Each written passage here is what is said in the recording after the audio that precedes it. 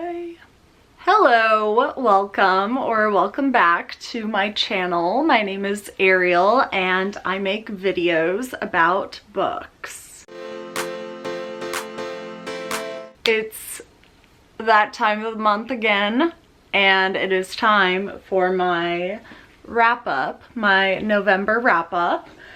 This month was a little bit short for reading. I have 9 books, which is still a lot, but I don't know. Maybe it's just like they weren't any good quality books. I don't know. It just felt like kind of a bleh reading month. Also, this video is probably going to be very short because 9 books, and also because a lot of these books have vlogs that I made already up on my channel, or I'm going to post them, so I'm gonna be very brief, but I still wanted to talk about some of them, so here we are. I guess we'll start with the romances that I read, because I'm going to go through these quickly because I have a video already up on my channel about reading these. It was a 24-hour loose 24. It really was like 2 weeks. I saw how many books I could read within that time frame, and I like just stopped and started the watch. Anyway, you can watch that video to see my full thoughts on these, but I'm just gonna go through them right now, give you a little taste. First, we have The Dead Romantics. This was a book that was talked about everywhere, I felt like, and everybody loved it, and I can definitely see why. For me, it was kind of like a 3.5, I guess, rating. I loved the story. I loved how like not predictable it was. I feel like that's very hard to find in a romance. And I loved the writing. The writing was really good, and I really enjoyed it, but it took me a while to get through because it's just something about it didn't connect with me. I don't know. I guess I just didn't like the characters as much as other books. I'm not really sure. This one was a weird one. You can again see it in my vlog because everything was pointing to it being like a great, amazing read, but something about it, I think it was the humor, I wasn't meshing with. There were a lot of puns and that kind of humor, and that's not really my humor.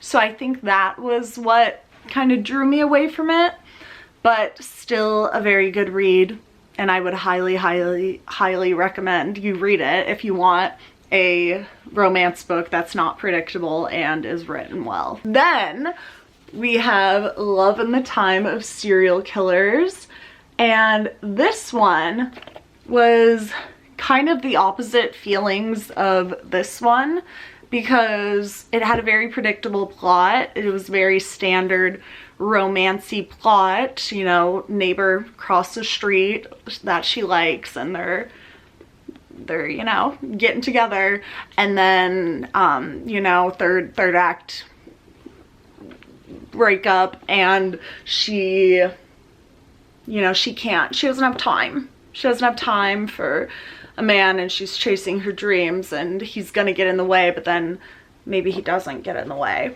That sort of storyline, that's very predictable. That was what this was, but I liked it. I liked this book a lot, and it was because the humor, the character, I don't know. I like found myself enjoying reading this book more, even though I could logically be like, this has a more interesting plot. So that's my roundabout way of saying I liked this, but you might not, because I said it in the video that I made, but she references a lot of true crime, which I'm not very into true crime at all. But I have read In Cold Blood, and it's one of the books that like stuck with me from high school, and she constantly references In Cold Blood because she's doing her PhD dissertation on it. And so that was very fun for me, but it might not be fun for you if you haven't read In Cold Blood. I feel like I would be like, get on with the story if I hadn't read it, but since I had, it was enjoyable. So yeah, you may not like this. I liked it, probably like a 4-star for me. I'm so bad at ratings. I say that in every one of these videos, but I really don't rate my books. It's until I'm like sitting down here that I give an arbitrary rating. So take my ratings with a grain of salt. But this one, this might be a 5-star. I never know when to rate romance books 5 stars, because honestly none of them seem worthy of a 5-star rating, because I feel like a 5-star rating is something that like makes me cry and like really connect with, or it's something that like really makes me think, and romance books rarely make me think or cry. And this one did neither of those, but it was very enjoyable, and I loved the character. I loved Gwen. I loved her. This is the follow-up to the X Hex, and I liked the X Hex, but I wasn't in love with it because I didn't love the characters, and I felt like I didn't know where the plot was going. I felt like the author didn't know. But this one was so much better, which it's so cool when a follow-up book is better than the first one. I feel like that's how it should be. Like, you learn from your mistakes and then you make a better book. But that doesn't happen a lot, but it did with this one, and I very much enjoyed it. Last one from that video is Angelica Frankenstein Makes Her Match. I didn't fully talk about this because I didn't finish it in the vlog, so I get to talk about it now. Great. This book, at first, did not like it. Couldn't really get into it. It was weird because it's written in modern language, but it takes place in Frankenstein times, 1800s, and that was confusing to me for some reason. So I couldn't really get into it at first, but then something switched. It was kind of when the mystery of who he was and his backstory was kind of happening. And then when like the, you know, more, there wasn't like that much spice in this book, but the ones that did happen, it was very like Bridgerton-esque and very like he touched my knee and it sent a shiver up my spine. That was so bad, but like that kind of, you know, deal that I love. I love a like slow burn kind of, I guess that's what it is. Also, it's interesting because the girl Angelica is like pining over the guy that she made, and I feel like you don't see that a lot. It's always the guy pining after the girl. But me, I'm a piner. I love wanting the guy more than he wants me. Toxic, perhaps. And that is what she was like too, I think. And so I enjoyed reading about that because you don't see that often. It's always the guy going after the girl, but the girl can go after him. So those were the romance books that I read, and I burnt myself out reading those because I read them all in a row, which was not smart. So burnt myself out and didn't know what to do. Then I got a library card. Why did I not have a library card before? I don't know, but I didn't, and now I have one, and it's the best decision for me because I can get the audiobook for the book I'm reading and then switch between audiobook and physical book, so that when I'm like at the gym, I can listen to an audiobook, or if I'm in the car, I can listen to the audiobook and just like continue the book that I'm reading and then get it done so much faster.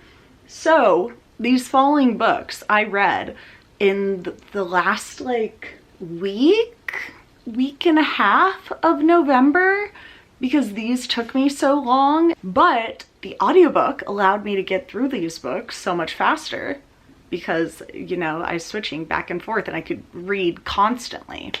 So great. Thank you, libraries. I don't know why I didn't sign up for you before, but I have now, and I love you. So the first book that I got on audiobook and I listened and read was The 7.5 Deaths of Evelyn Hardcastle. I have had this book for a while and I never got around to it until now, and I loved it. This was one of the most fun books to read. I had no idea where it was going, but I didn't mind that. It was very much written like an Agatha Christie novel. And then at the end, I was reading the author's like afternote thing, because sometimes I read that. I don't know. Sometimes I don't. It's usually if I have a book like this where I really liked it, then I like to read the author's note. Anyway, I was reading it and he said that he draws a lot of like inspiration from Agatha Christie, and I was like, sir, I can tell. But this was so fun. I will say I was going back and forth between audiobook, but I enjoyed actually reading it better. I feel like there's some books that are honestly better as an audiobook and then some that are better as a physical book, and this felt like it was more enjoyable as a physical book. So do with that information what you will. Then Station 11. It's so like a plague thing comes in and like wipes out humanity except for a few people, or so we know through the lens of this book. It's like exploring their lives now after the catastrophe. This is really good. Yeah, I don't know what to say about it. Like I did this for a book club read, so I read it over like 2 months, and my thoughts are always jumbled whenever I do that because I prefer to read books just like straight through. I don't know, I memorize it better that way. Not memorize, but you know, remember it more if I read it straight through. But I remember good vibes reading this. I cried a little at the end. The writing was amazing, beautiful, and I enjoyed it. The plot, I didn't know where it was going, and the end felt a little rushed, but overall, incredible book. Then I have Anatomy, a love story. I still don't really know why they have the like a love story thing. Maybe because it's hard to just title it Anatomy because that's so general. I don't know. Because it kind of was a love story, but also not. Like the love part of it was not the focus, I felt. But enough with the title. This is a cute little book. Definitely, I was not interested in the content whatsoever. I just bought it because of the cover. The cover is literally gorgeous. Like I don't own a single cover that I like more than this. I love this cover so very much, which is why I bought it. Which is obviously not the smart thing to do because this book took a while to get into because I just did not care. I don't care about anatomy and medical things, and I didn't care that the character cared about that, and I don't know, it just like wasn't gripping. I think it's a fine book. It was good writing, and you know, if you're more interested in that, you would probably love it, but for me, wasn't up my alley. Then I listened to the audiobook and read this, and that is Educated by Tara Westover. And I mean, this needs no introduction. This is like I feel like most famous memoir that I know of. Like everyone I feel like has talked about this, and it lives up to all the hype. Really good. Also the audiobook was really good. Yeah, I don't know what to say about memoirs, but this was very interesting and made me feel a lot. I don't know. Last but not least is Autumn by Ali Smith. And this, I am filming a video that will be up in a year because I'm reading each one of these from her season series quartet. I'm reading each of them in the respected season that they are written, and so that'll be out in a year. But for now, I enjoyed this. I didn't know what to expect going in. It very much is a novel. I didn't know if it was like short stories or a novel or like what it would be. It is a novel and does have like a plot going through, but it also is very like experimental, I guess I would say. Like it uses a lot of literary techniques. Like I was like repetition, and I felt like I was in school noticing all of them. I annotated it completely. I had kind of given up annotating this month, and then this made me want to do it again because there were so many little good quotes. It was very good and very sweet, and I enjoyed. So those are the books that I read this November. I hope you enjoyed and got a few recs out of it. Let me know if you have read any of these and what you thought of them. And yes, I hope you enjoyed this and have a good rest of your day. Bye.